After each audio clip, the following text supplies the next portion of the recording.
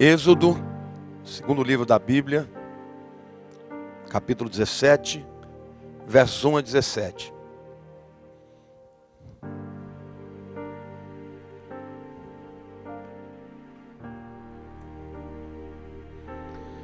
Quantos já abriram, digam amém.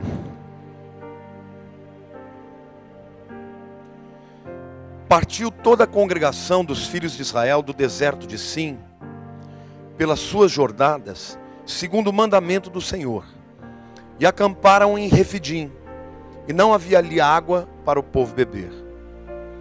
Então o povo contendeu com Moisés, dizendo: dá-nos água para beber. Respondeu-lhe Moisés: por que contendeis comigo?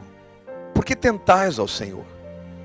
Mas o povo, tendo sede ali, murmurou contra Moisés, dizendo: por que nos fizeste subir do Egito para nos matares de sede, a nós e aos nossos filhos e ao nosso gado?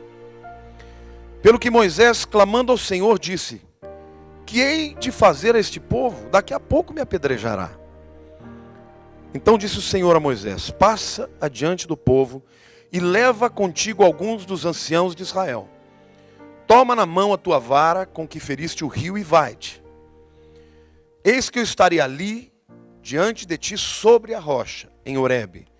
Ferirás a rocha e dela sairá água para o povo, para que o povo possa beber.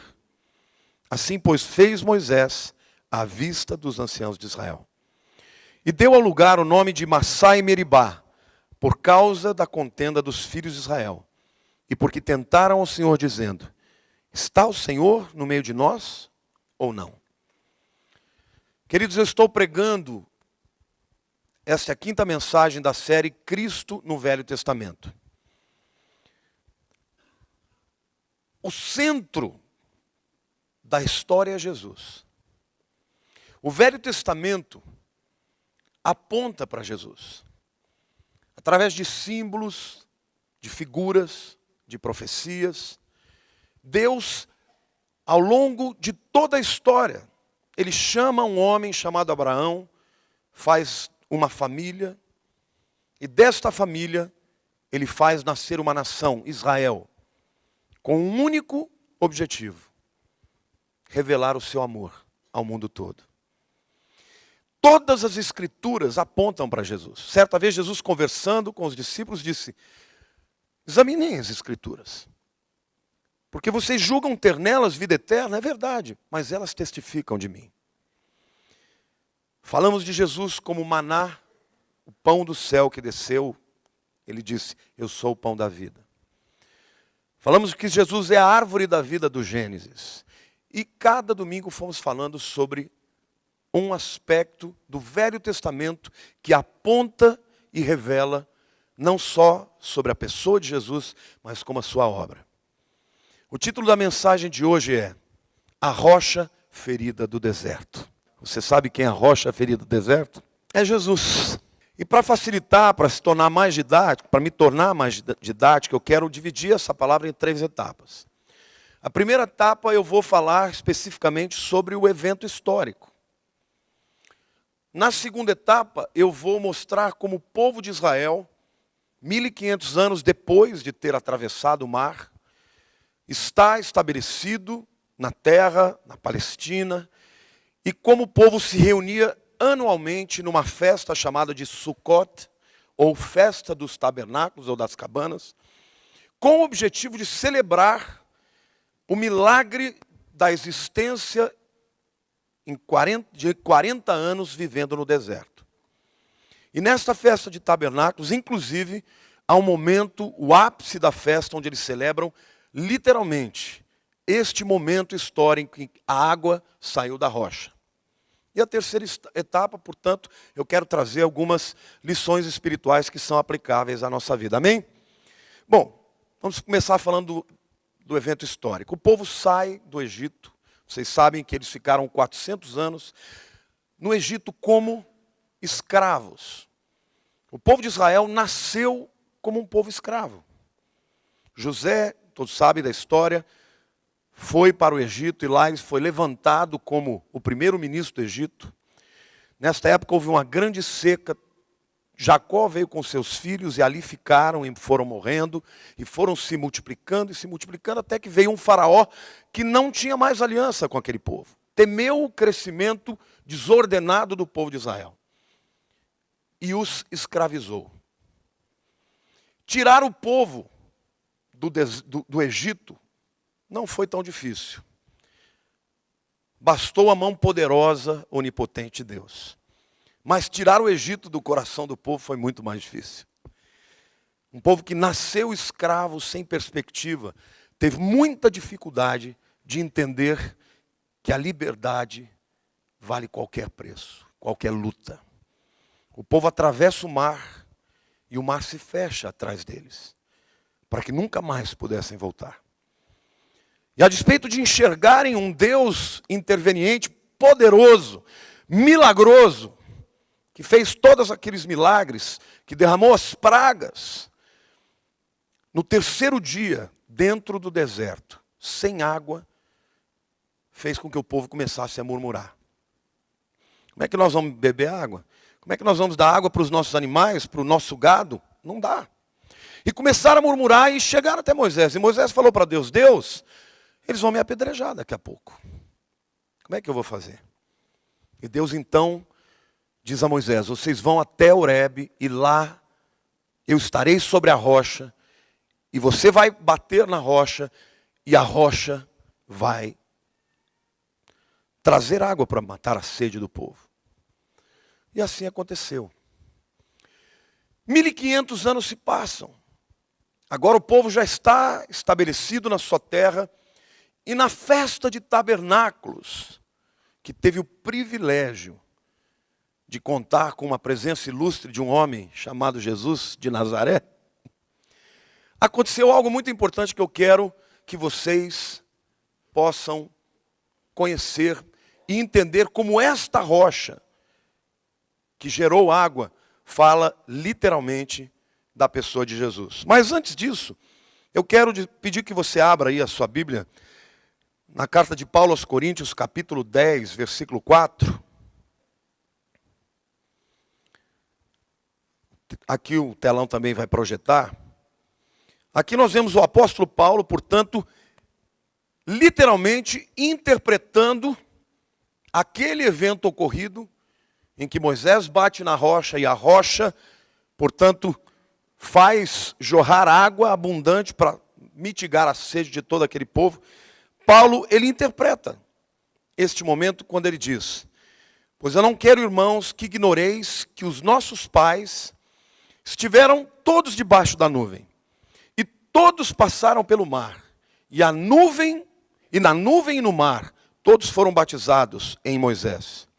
E todos comeram do mesmo alimento espiritual, e beberam todos da mesma bebida espiritual, porque bebiam da pedra espiritual, ou da rocha espiritual, que os acompanhava, e esta rocha era Cristo. A rocha fendida, diga a rocha ferida, é Jesus, que dá água viva. Amém? Glória a Deus. Vamos tentar agora entender um pouco mais sobre esta celebração da festa de tabernáculos de Sucote, que acontece todos os anos, no final de setembro, começo de outubro. Durante 7 dias, o povo celebra os 40 anos que viveram no deserto. Eles fazem cabanas para se lembrarem de como foi dura a vida no deserto, vivendo em cabanas.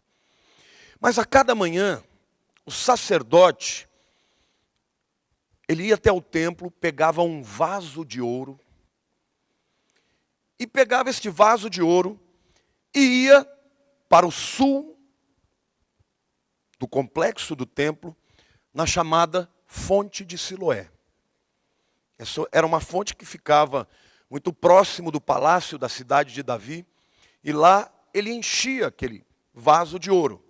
Mas no caminho do templo até a fonte de Siloé, ia se formando uma procissão. Você já viu uma procissão alguma vez na vida? Quem é do interior já viu muita procissão, né?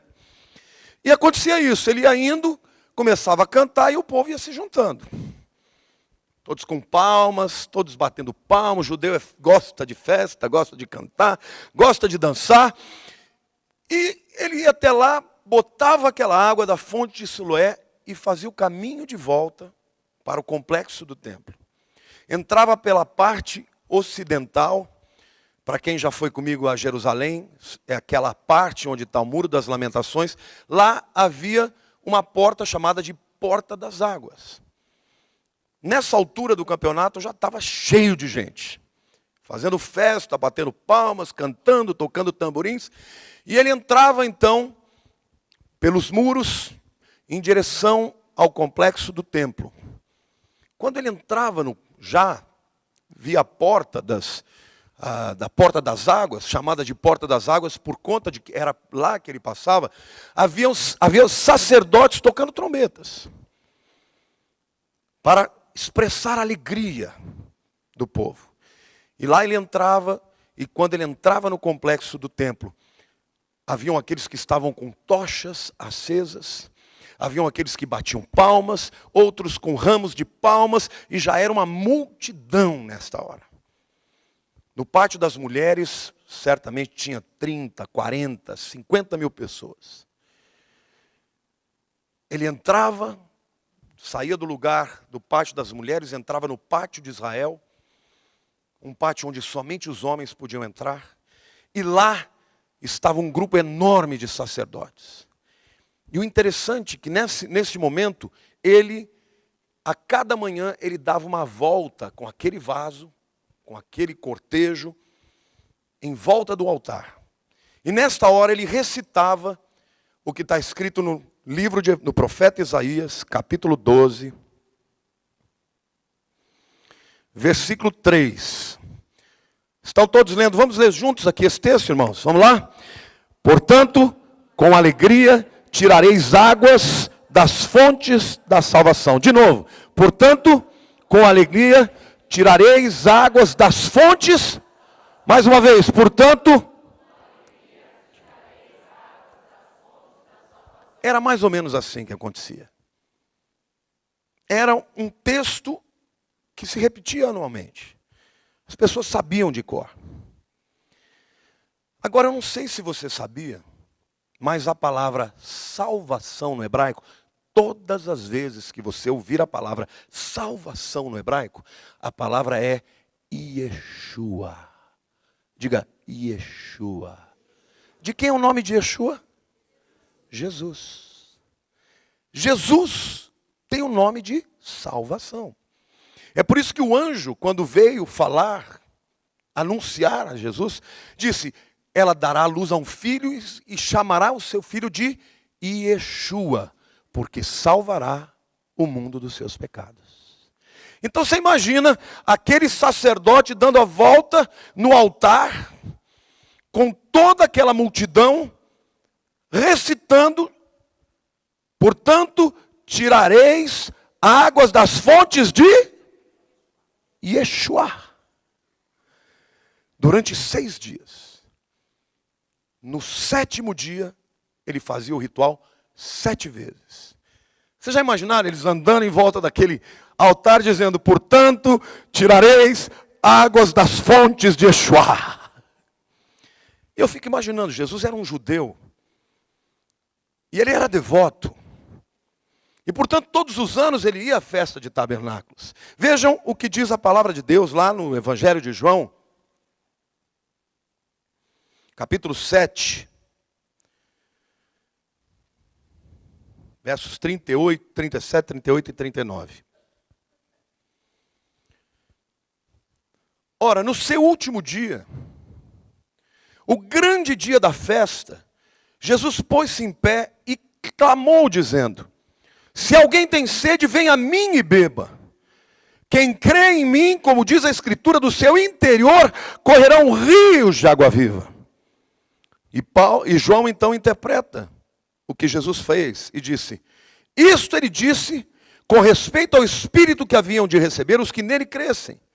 Porque o Espírito até aquele momento não fora dado, porque Jesus não havia ainda sido glorificado. Diga, Jesus não havia ainda sido glorificado. Então, portanto, se Jesus era um devoto, e ele era um judeu devoto, certamente, ele presenciou isso tudo. Talvez, quando o sacerdote sai com o jarro em direção à fonte de Siloé, ele tenha juntado aquele povo. Talvez ele tenha entrado naquela procissão. E certamente ele bateu palmas, cantou, jubilou. Talvez ele tenha voltado com a procissão em direção ao templo. E quando o povo volta, no Talmud há uma descrição, isso que eu estou falando para vocês, não está na Bíblia, mas está no Talmud. E o Talmud descreve de uma forma exuberante, com todos os detalhes. E este momento, que é o ápice, eles chamam de Simcha Habet Shoevah. O júbilo, a alegria da casa de onde se jorram águas. E no Talmud diz que quem não presenciou, pelo menos uma vez na vida, essa cerimônia, nunca entendeu o júbilo verdadeiro. Jesus estava no meio daquela balbúrdia. E certamente, quando o povo começou a andar, e ele era um homem, um varão, ele estava lá, naquele lugar, onde todo mundo em procissão andava ao redor daquele altar, dizendo: portanto, tirareis águas das fontes de Yeshua. Portanto, tirareis águas das fontes de Yeshua. Ele estava dizendo: sou eu mesmo. Sou eu. Águas da minha fonte. E no meio deste momento, depois, no último dia da festa, portanto foi no dia que houve 7 voltas, ele levanta e brada, clama com grande voz, diante de milhares de pessoas: eia, venham a mim. Eu estou dizendo hoje para vocês, se alguém tem sede, venha a mim. Porque aquele que crer em mim, do seu interior fluirão rios de água viva. Amém ou não? E João olha para aquilo e diz: ele está falando do Espírito Santo que havia de vir. Agora, onde está a beleza disso tudo? Moisés, para o povo judeu, é o seu maior líder e o símbolo da lei. A Torá foi escrita por Moisés. Agora, a lei, Paulo diz que a lei, ela não salva. Muito pelo contrário. Paulo, quando ele escreve aos Romanos, leia lá depois você o capítulo 7, ele fala da miséria de ser uma pessoa que tem incoerência dentro de vocês. Você nunca encontrou incoerência dentro de você? Você nunca teve momentos que você desejou fazer algo e não faz? E não quis fazer? Paulo, no livro de Romanos, ele vai nos levando a entender que ninguém nesse mundo é capaz de cumprir a lei de Deus. Portanto, a lei, ela só tem uma finalidade: mostrar o quão incapaz eu sou de conquistar a Deus. E no capítulo 7 ele fala: eu quero fazer o bem. O querer fazer o bem está em mim, mas isso eu não faço. O mal que eu não quero é isso que eu faço. Miserável homem que sou, quem me livrará do corpo dessa morte? Ou seja, desse corpo mortal, quem me livra disso? Graças a Deus por Jesus Cristo. Paulo, ele entende, portanto, que a lei, ela aponta para Jesus. A lei é representada por Moisés. Moisés é o homem que Deus usou para tirar o povo da escravidão. Mas Moisés, que representa a lei, foi incapaz de matar a sede. Quando o povo teve sede, Moisés só levou o povo até a rocha. E a rocha ferida é que trouxe a água para matar a sede. Quando João diz assim, ele disse isso com respeito ao Espírito Santo, que ainda não havia sido derramado, porque o Senhor não havia sido glorificado. Quem representa Moisés? A lei. Moisés, que é a lei, leva o povo até onde? Até a rocha. Quem é a rocha? A rocha poderia estar lá e não matar a sede de ninguém. A rocha teve que ser ferida. Quando a rocha foi ferida, dela saiu água. Quem é a rocha ferida? Como Jesus foi ferido? Foi morto. É por isso que João entendeu que o Espírito Santo não podia vir antes de Jesus morrer. Amém ou não? Diga para a pessoa do teu lado, se você está com sede, Jesus tem água para matar a sua sede. Amém ou não? Não é pela nossa capacidade, pelos nossos dons, pelos nossos talentos, pelo esforço natural, mas é pela graça de Deus que olhou para o seu povo, e o povo judeu estava reclamando, murmurando. Aliás, o livro de Números poderia ser chamado, muito bem, ao invés de ser chamado de livro de Números, ser o livro das murmurações. Mas a despeito da murmuração do povo, Deus feriu a rocha, e a rocha trouxe a água.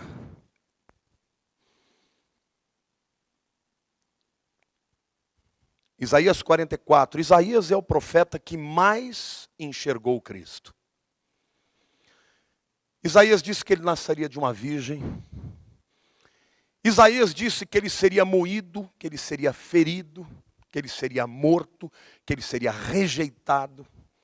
Isaías disse que quando ele foi subindo, nós não vimos nele nenhuma formosura, porque foi nascendo como uma raiz de terra seca. Mas Isaías diz, pelas suas pisaduras nós somos sarados. Amém? O castigo que nos traz a paz estava sobre ele. Glória a Deus.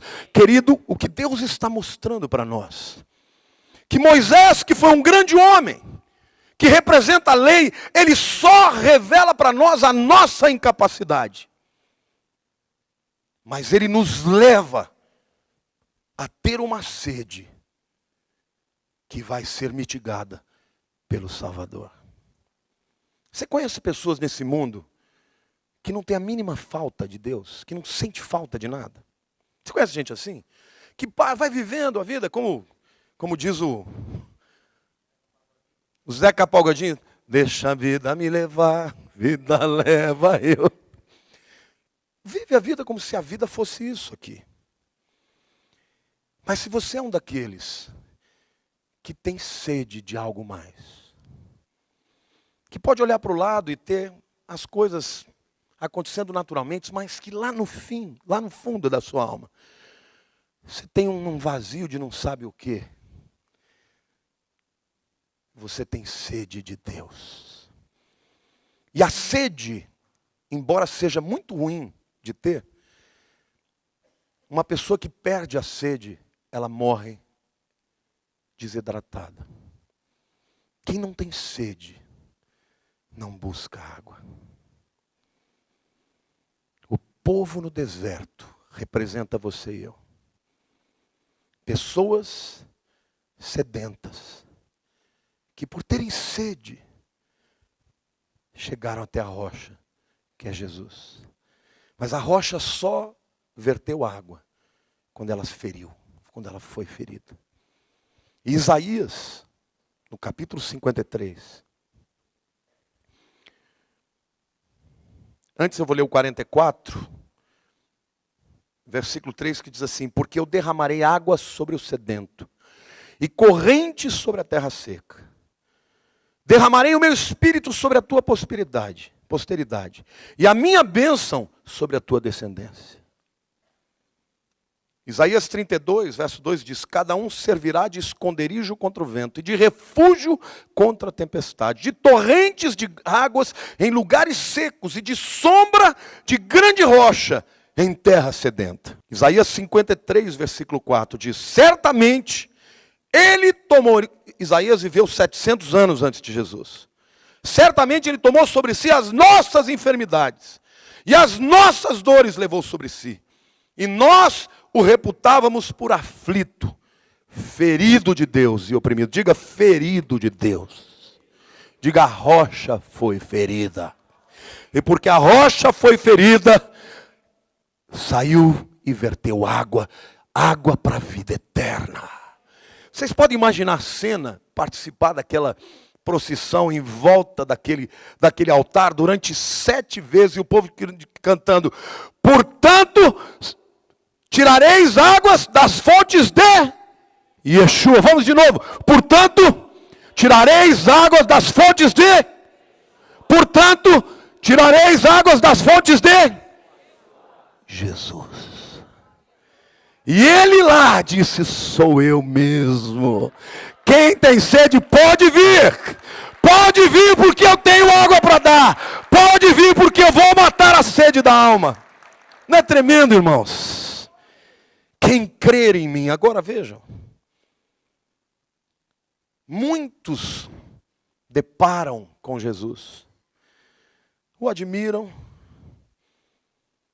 Até creem que ele foi um bom homem com boas intenções. Mas somente os que nele creem terão a sua sede mitigada. A rocha foi ferida, mas você tem que trazer água para a sua boca e dela beber. Nós vivemos num tempo em que o mundo está vivendo os momentos mais difíceis, de contrastes políticos, econômicos, sociais. As pessoas estão perdidas, as pessoas estão guerreando. E o que elas não sabem é que elas precisam de Jesus. Moisés, a lei, mostrou a rocha. O que hoje nós, como igreja, fazemos é isso. Eu não posso salvar você. A igreja batista não pode salvar você. Ela pode te levar até a rocha. E a rocha está ferida. E a rocha foi ferida. E a rocha é Jesus. Mas quem tem que beber da água é você. A condicional é esta: se alguém tem sede, venha a mim e beba. Quantos aqui tem sede? Não sede de beber água. Quantos têm sede de Deus? Quantos lá no seu quarto muitas vezes deitam e ficam: Senhor, eu preciso ter uma experiência contigo. Quantos em momentos em que olham para os lados e não enxergam nada além de pó, de areia e de deserto, desejam ter um encontro, uma experiência com Jesus? Diga assim: eu tenho sede. E Jesus está dizendo para você: se alguém tem sede, venha a mim e beba. E aquele que beber de mim, do seu interior fluirão rios de água viva. Amém ou não? Você nunca mais vai viver uma vida miserável, de ser vazio, porque ele vai fluir através do seu espírito para o teu interior. Amém ou não? O povo de Israel murmurou por quê? Porque eles são como nós. Se eles tinham sede, eles olhavam para o Nilo. O Nilo nunca secou, meus queridos. Quem já foi ao Egito sabe que aquilo lá, o Nilo é o Egito. Sem o Nilo não há Egito. Eles cresceram escravizados, mas eles olhavam para baixo e viam muita água. Eles eram escravos, mas eles comiam. Mas quando eles entraram no deserto, eles entraram numa experiência nova. Porque não tinha água. Não tinha comida. Então eles não podiam olhar para baixo, olhar para o lado. Eles tinham que olhar para cima. E do alto desceu o maná, que é o pão da vida, que é Jesus. E mais uma vez, Deus mostra para aquele povo e para nós que a experiência humana pode ser insólita, pode ser árida, improdutiva, se tudo que nós contarmos for com aquilo que a vida nos apresenta. Vai haver momentos, se você não passou, eu vou te avisar, vai passar, que você vai enxergar nada além de pó. Aí vai ter aquele que vai dizendo assim: está amarrado, pastor. Não adianta amarrar, querido, é assim que Deus trabalha. Vai haver momento de pó. Mas havia momento de entrar na terra prometida e comer o fruto doce, saboroso. Mas o homem, quando passa pelas agruras da vida, é aí que ele se sensibiliza e ele invoca Deus. E quando ele invoca Deus, ele experimenta da água que mata a sede para sempre. Por isso que Jesus disse para a mulher samaritana: se você beber desta água, você vai voltar a ter sede. Mas se você beber da água que eu te der, você nunca mais terá sede. Quantos aqui querem beber dessa água? Tudo começa com uma sede. Depois da sede vem a procura. Se alguém tem sede, vem a mim. Como você procura Deus? Basta você fechar os seus olhos e sinceramente dizer: Deus, eu preciso de Ti. Eu quero ter uma experiência contigo. Eu quero que o Senhor entre na minha vida, que mude a minha maneira de enxergar o mundo. Mude a minha visão cosmológica. Querido, às vezes a gente passa a vida inteira com pensamentos e a gente acha que esses pensamentos são nossos. Não são. Os nossos pensamentos são os pensamentos da sociedade. Nós somos formados pela mentalidade desse mundo. É ou não é?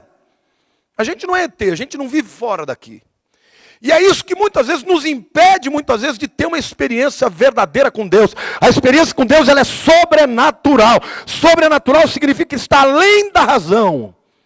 Não adianta tentar dimensionar a Deus com o seu intelecto. O Evangelho não assassina o intelecto. Você não precisa ser burro para virar crente. Mas ele é muito superior ao intelecto.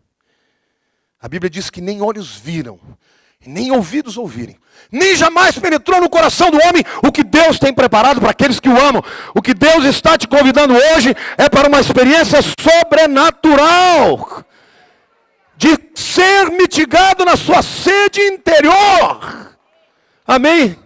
Você vai olhar para o lado e muitas vezes as coisas não vão mudar. Deus é provedor e em algum momento Ele intervirá na sua vida. Mas se você depender disso, para que você ande em paz, você não é diferente de ninguém que não tem fé. Jesus é o mesmo ontem, hoje e eternamente. Ele está aqui hoje em espírito, como rocha ferida, para mitigar a sede da tua alma. Feche os seus olhos.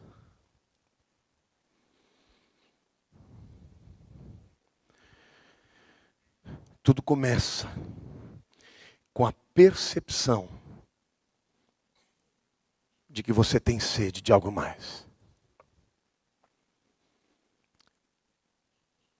Depois, você precisa fazer uma escolha. A escolha de vir a Jesus. Porque muitas vezes a gente tem sede de Deus e pensa que vai matar a sede buscando em outras coisas. No lazer, no intelecto, na profissão, numa esposa, num marido, numa família. Nada disso vai preencher. Até porque todas essas coisas são transitórias. Só uma coisa definitiva, que é a misericórdia, a graça, o amor de Jesus pela tua vida. Nele você pode confiar. Ele prometeu: eu vou estar com vocês todos os dias, até o fim dos séculos. Passarão os céus e a terra, mas as minhas palavras nunca passarão. Muitos estiveram ao lado da fonte de água viva e não creram, e não beberam dela. Mas aqueles que creram foram transformados. Se você hoje entrou aqui e quer fazer uma entrega da tua vida para Jesus, domingo após domingo eu tenho dito que não é a instituição humana que vai mudar a tua história. Não é uma igreja, não é o católico, o evangélico, o judeu, o espírita, o hindu. Mas Jesus quer e pode mudar a tua história. E Ele disse: vinde a mim, todos vocês que estão cansados e sobrecarregados, e eu vos aliviarei. Tomai do meu jugo e aprendei de mim, porque sou manso e humilde de coração. Jesus quer carregar a tua carga, mas Ele quer rendição completa do teu espírito. Se você hoje quer fazer essa oração, invocando a Jesus para entrar na sua vida, eu quero te ajudar. A Bíblia diz que começa com uma fé. E no momento em que nós verbalizamos, nós avalizamos a Ele, para que entre na nossa vida e comece um processo de transformação que vai durar a vida inteira.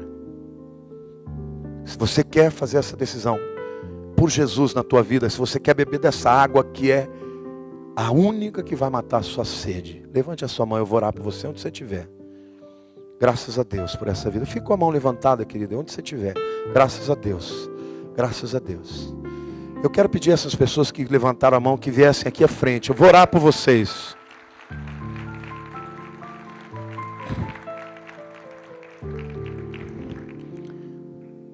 Eu sempre digo, eu me lembro até hoje o dia que eu fiz essa decisão. Boa noite, minha querida, Deus te abençoe. O dia que eu fiz essa decisão, quando eu estava ouvindo a palavra do pregador, eu falava: meu Deus do céu, será que alguém contou minha vida para esse cara? Porque não é possível, ele está falando de mim. E eu me lembro que ele fez o mesmo convite: vem cá, você quer entregar a sua vida. Não era aquilo que ia mudar o meu coração, mas aquilo foi importante para eu ter um marco na minha vida, um divisor de águas. As pessoas me abraçavam e diziam: olha, a partir de hoje você vai ser diferente.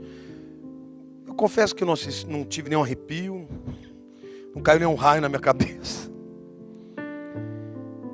Mas eu falei para Deus: Deus, é para valer, eu estou me entregando.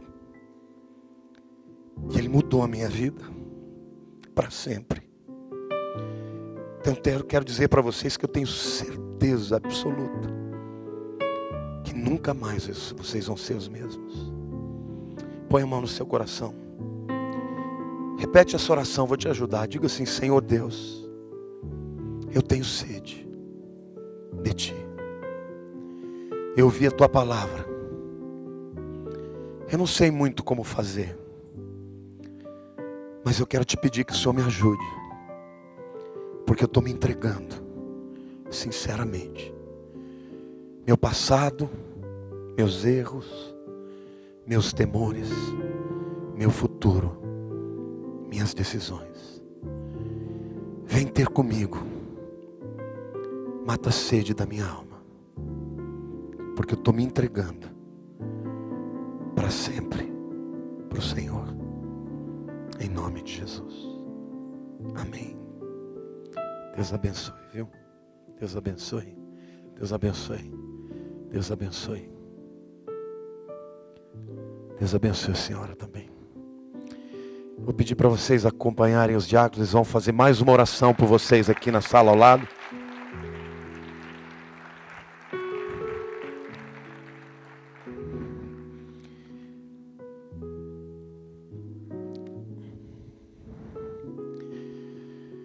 Quando Jesus puxou conversa com aquela mulher samaritana,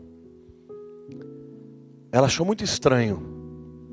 Afinal de contas, um judeu não conversava com um samaritano. Aquilo era um preconceito étnico. Os homens daquela época não se dirigiam a mulheres. Eram quase que misóginos, né? Mulher era para procriar e quase para mais nada. Era um preconceito social, porque afinal de contas, ela já estava no quarto marido. E Jesus venceu tudo isso. E disse: me dá um pouco da tua água que eu vou dar da minha. E aquela mulher saiu de lá e contou para toda a sua aldeia que ela tinha encontrado o Messias. Às vezes você alcança uma pessoa que ninguém acredita que possa ser transformada. E aquela pessoa vai partilhar do amor de Jesus como nenhum outro. E vai alcançar aqueles que ninguém alcançaria. Jesus fez isso com a minha vida. Eu fui um filho rebelde, brigava até com a sombra, mas Jesus me encontrou. E Ele mudou a minha vida. Você pode ser um instrumento maravilhoso de transformação. Não importa o background que você tenha, a história que você tenha. Porque a diferença não está em mim ou em você, mas está na rocha. Na rocha fendida que jorra água. E onde tem água, tem vida. Onde tem vida, tem fruto. Amém? Fecha os seus olhos. Põe uma no teu coração. Faz uma oração sincera para Ele agora. É natural se abater quando o deserto é causticante, quando os olhos não encontram horizonte. Mas é sobrenatural decidir andar pela fé. Abraão foi justificado porque creu.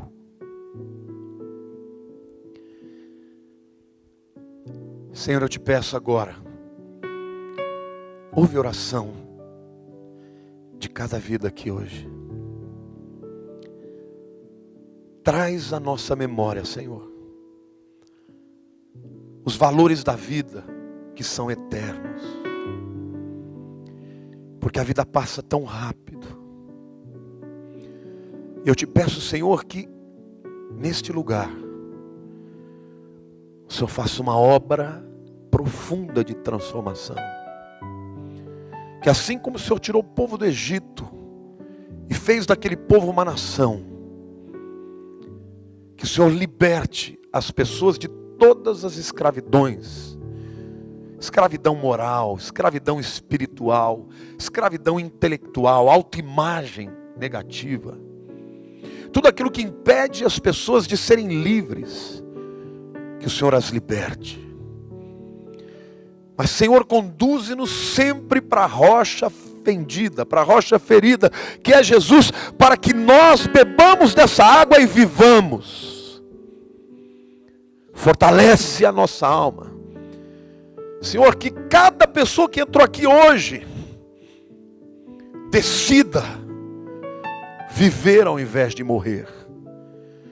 Decida beber da água viva que mata a sede para sempre. E que toda a honra e toda a glória seja tua, Senhor. Nós somos só instrumentos.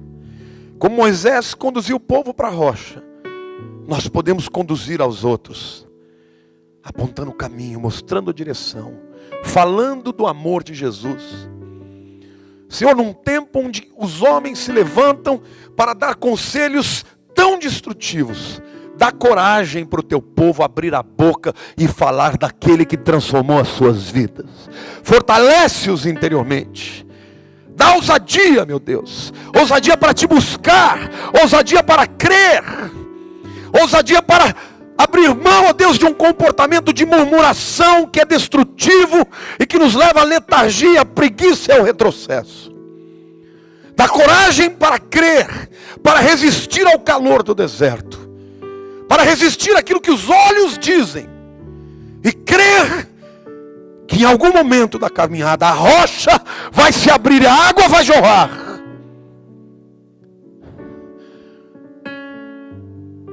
Dá mais amor para a tua igreja. Dá mais amor, Senhor, para as pessoas.